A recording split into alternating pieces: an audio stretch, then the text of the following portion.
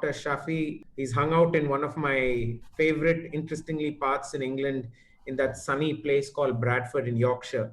But I think this is a futurist. It's a person who has actually been given keys to the city and has been met by presidents and prime ministers, similar to Davy. So I promised him that he'll get to meet one president and one vice president.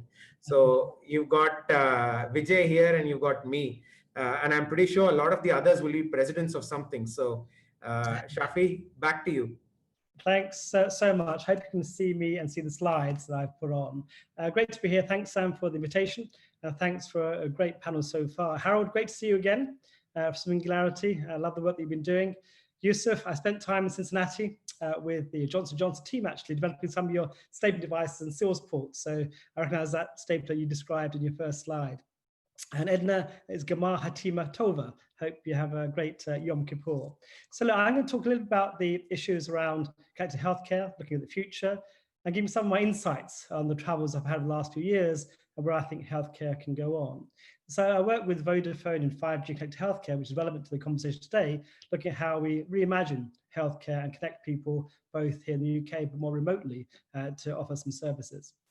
Of course, it's great to hear from Devi Shetty. Devi Shetty is a hero of mine, I must say. What an innovator, what inspiration in reimagining what healthcare costs can be challenged in the current context. He's a great cardiac surgeon, and I love his talk around the electronic health record, which I totally agree with.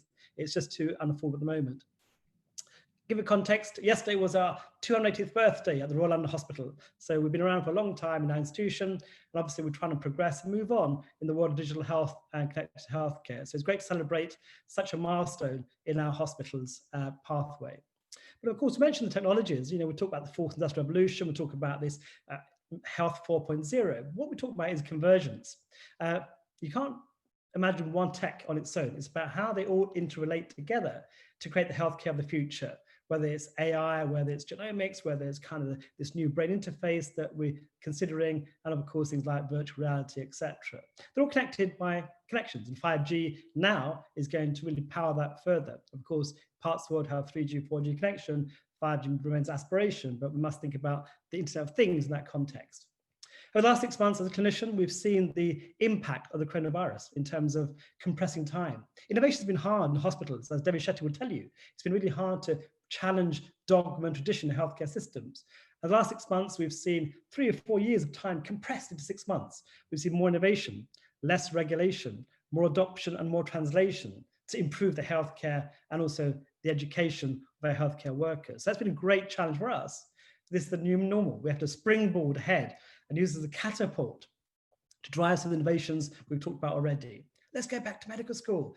4 or 5 years ago, I introduced a BART-6 program, an innovation program in our medical school. And our hospital has been around at BARTS from 1123, and I challenged traditional methods of learning. So I incorporated innovation, technology, entrepreneurship, and had a whole host of faculty from around the world teaching our students from afresh.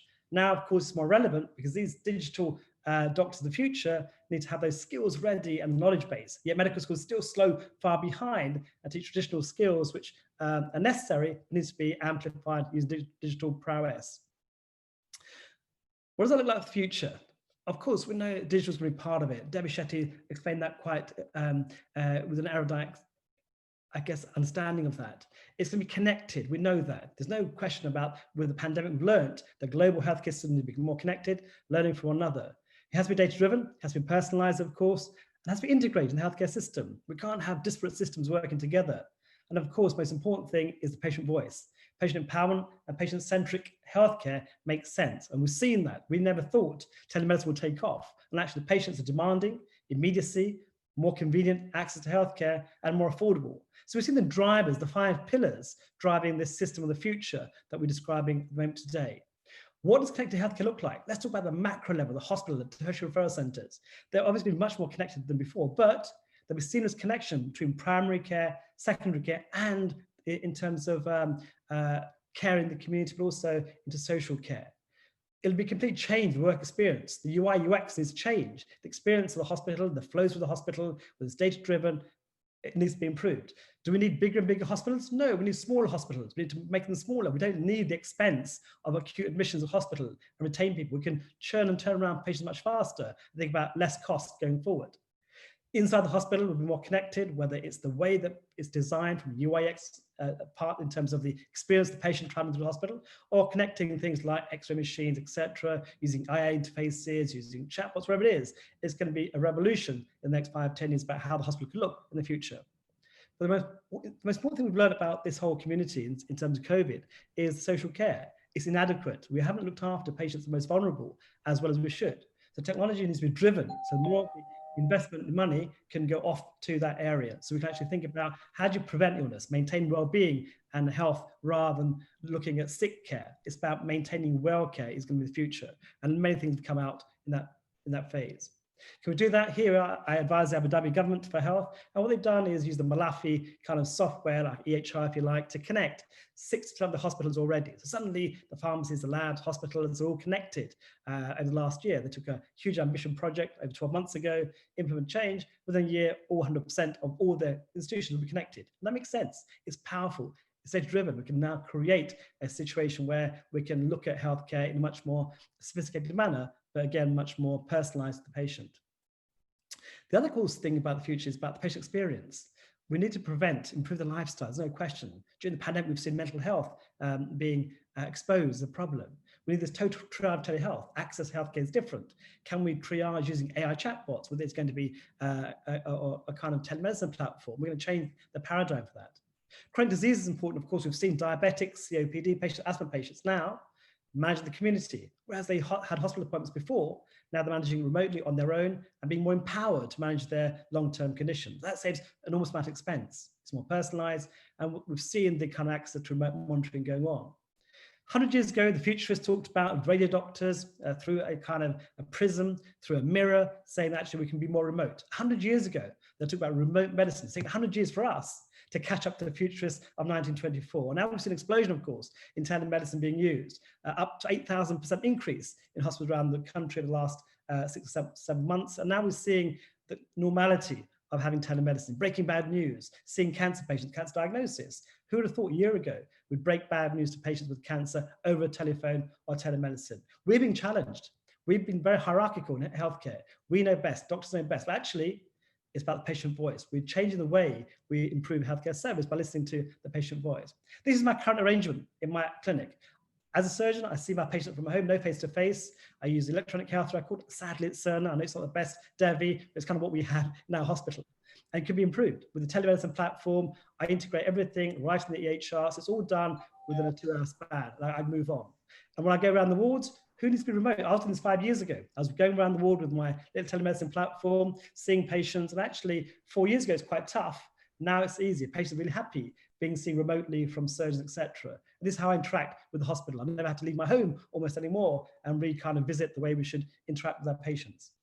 We know we're going to be more connected. We've seen the Apple 6 come out, measuring not just ECGs, but also blood oxygen. So there's lots of data coming out, driving personalized medicine, whether it's inhalers that are smart into your smartphone, or things like the Freestyle Libre device, looking at diabetics who can remotely monitor your sugars, or even to the artificial pancreas. That's got now FDA approval. You may see actually much more real-time data for patients with chronic diseases managed in the community.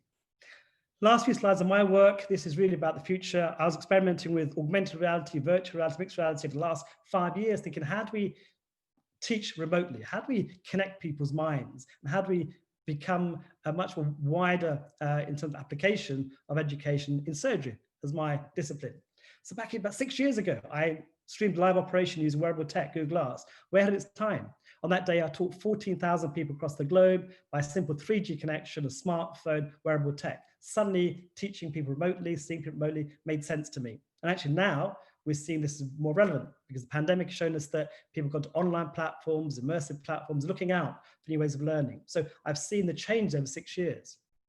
2 years later, I did the world's first virtual reality operation. We put some cameras in our theatre, live streamed a surgical operation 360, so people could use Google Cardboard, cost of $5, and a smart app and a smartphone to ensure they could actually almost travel 1,000 miles to our operating theatre. On that day, I taught 55,000 people across the globe in 140 countries using a 3G connection and a $5 Google Cardboard. It's high-tech, low-cost solutions that will change the world that we live in, of course.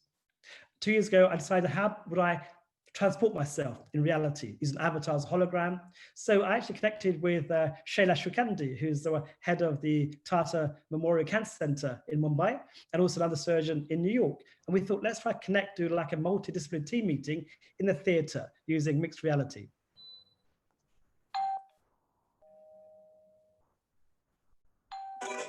Hi, everybody. Hi, Shafi.